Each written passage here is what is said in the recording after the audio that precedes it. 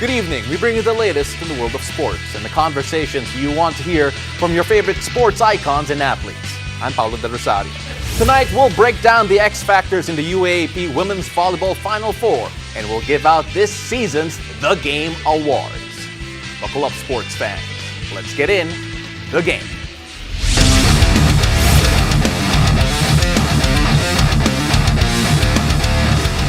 With the UAAP Women's Volleyball Final Four just around the corner, there are a lot of storylines that fans cannot miss. Now, apart from the league's biggest superstars, there are certain individuals that need to step up in the upcoming postseason to increase their team's chances of winning.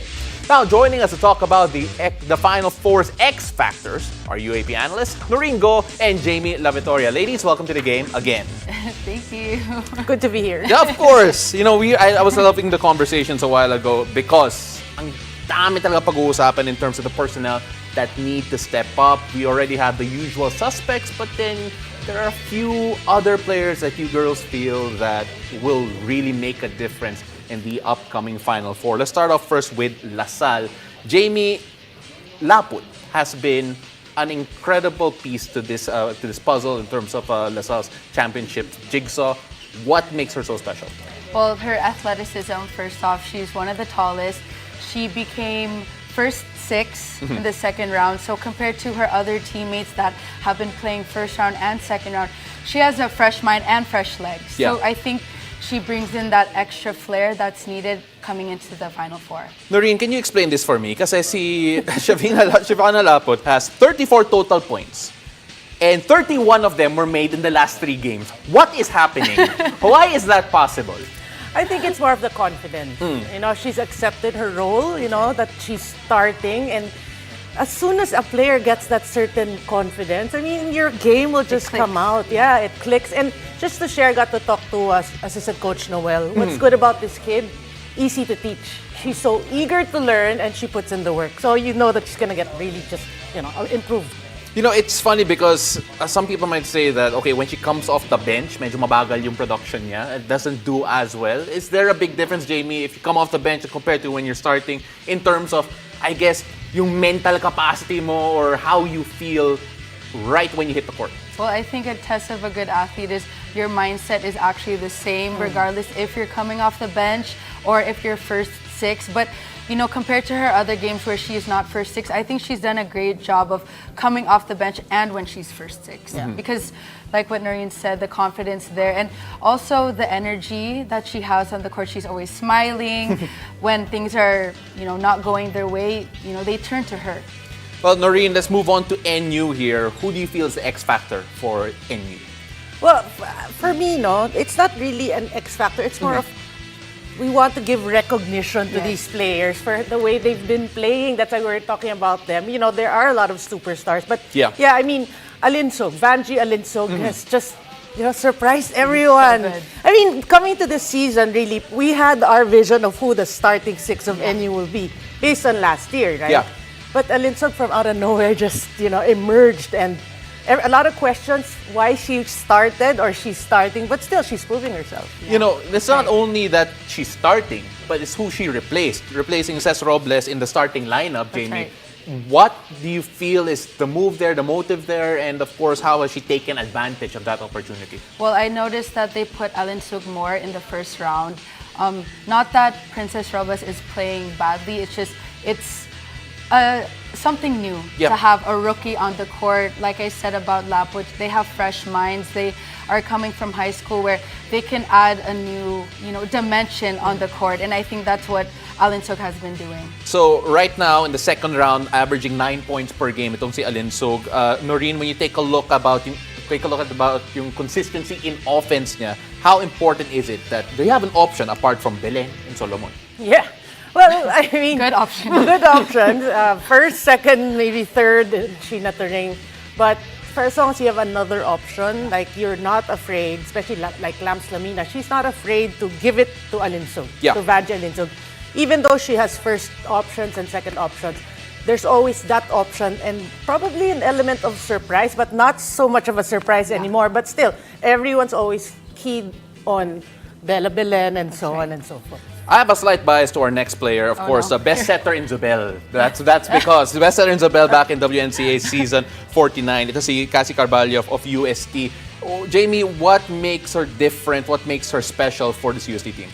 She's very calm. You know, she has a lot of experience coming, like you just said, from Zabel. And she was coached by Tina Salak also. Yeah. So she has a lot of tricks under her belt as well. And, you know, I always say this, your setter is supposed to, you know, allow your spikers to shine. And that's what she does. She doesn't only set A. Laures, she gives a lot of offensive options to her squad and is doing a great job. Itong si Cassie, she has to step up her game considering sa mga Final Four teams, she is the lowest ranked setter. But let's see whether or not that would change in the Final Four. Now, in the interest of time, we're going to move on to Adamson here. Noreen, when you talk about Adamson, who needs to stand out for you?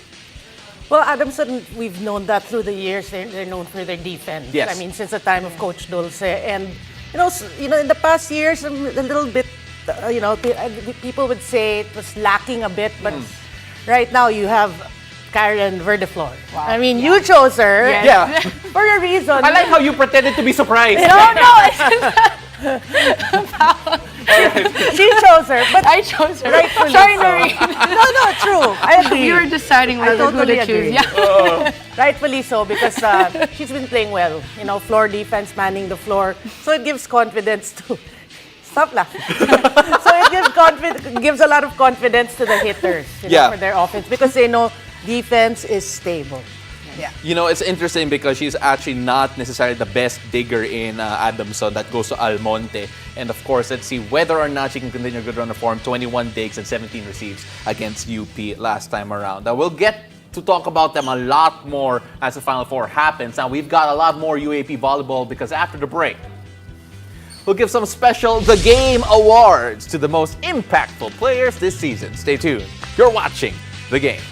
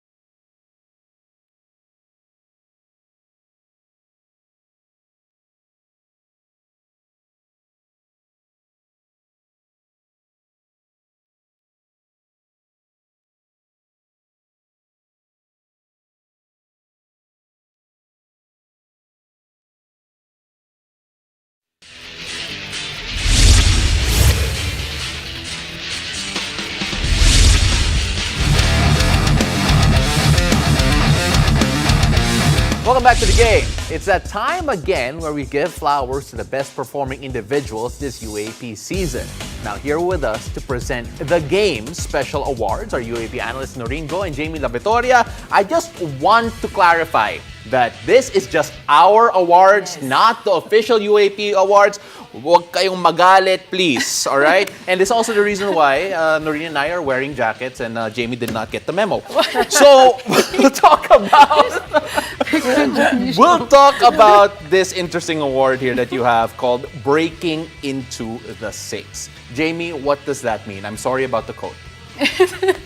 Okay, breaking into the six is where a player, they necessarily were not first six in the first round, and surprisingly, they would be in the second round as first six, and they made a huge impact. Noreen, you both had the same answer here. Who is it and why? Well, Kai Cepada, we talked about it because, you know, even though they're just at one win this season, it's like every time you watch her play, you're so impressed. And as Jamie said, it's the impact she created. Yes. I mean, she's just a rookie, right? She's a rookie, so you know that she has a bright future ahead. That's right. Well, again, 19 points in that win against UP plus 14 excellent digs. You covered that game, if I'm not mistaken. So looking at the campaign that they had, obviously there's a lot to be disappointed about, but is she the silver lining?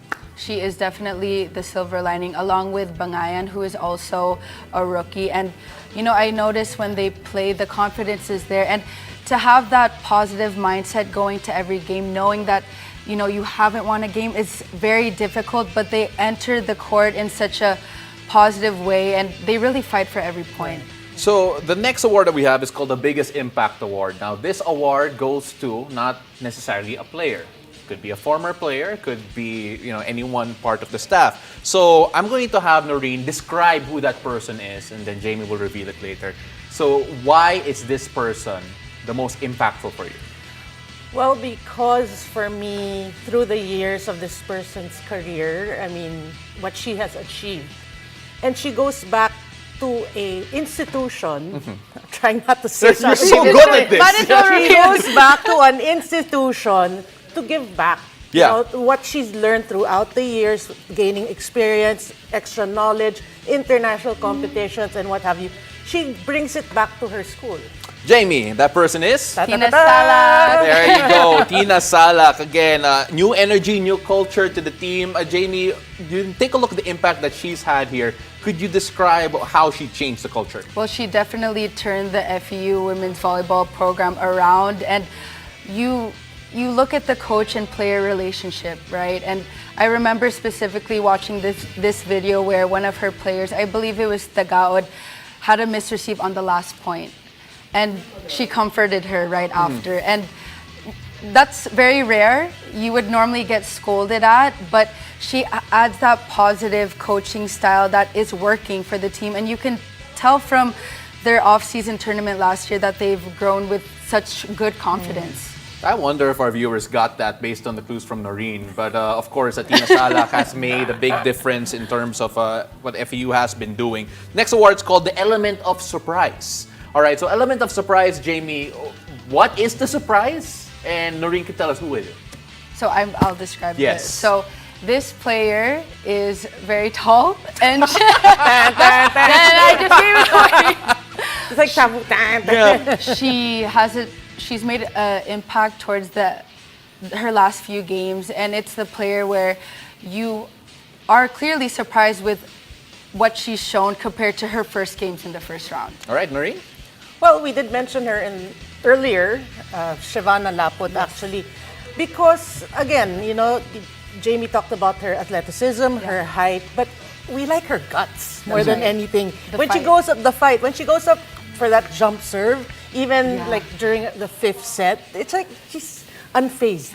And you like her attitude, really. Unfazed and has been great so far. Let's see if she can continue to surprise going into the Final Four. Now, this next one doesn't need much introduction. The Most Improved Player, the Game Award. So, this is the only category the both of you have had differences of opinions. I'm not going to put them against each other, okay? Don't worry, Jamie. You're good. But, Jamie, who is your choice? Mars Alba. And why? She's been orchestrating the offense for LaSalle beautifully. She's also #1 server, second in setting, and she has that leadership that is needed for LaSalle. She's one of the graduating players along with Jelena De La Cruz, and I chose her because let's forget about the skills for a second. It's about the leadership that, you're on the court with a bunch of rookies, right? So they have an athlete that they look up to, and that is Mars Alba. And of course, it's already there in our cargen there that the next one is actually Amy Hernandez. So there is no suspense, but Amy Hernandez, why so? Well, because remember, from her rookie year, she showed a lot of promise. And then season 84, she started with an ankle injury. Yes. Yeah. And then she got back, but she was never the same, or at least did not meet the expectations, the pre-tournament expectations that people were talking about. And then here comes season 85. Oh, I mean, she has been one of the best middle blockers this season. That's why I feel that UST is at the position where they're at. I mean, it's not just Laure. Yeah. It's not, and then they have Alessandrini. But for me, if your middle blocker scores at 20s, like 18, 19, 20, that's a lot. And you're already in a very good place. I was going to say that eventually we're going to actually need trophies for the Game Awards, and then we can present them, and you can present it to the ones you picked. That's right. So, yeah, we can trace it back. Yeah. All right, ladies, really appreciate the time that you spent here with us today, and we hope to see you again soon. Thank you. Well, after the break, we'll hear from some amazing women in sports ahead of the Women in Basketball Forum happening this weekend. Stay tuned. You're watching The Game.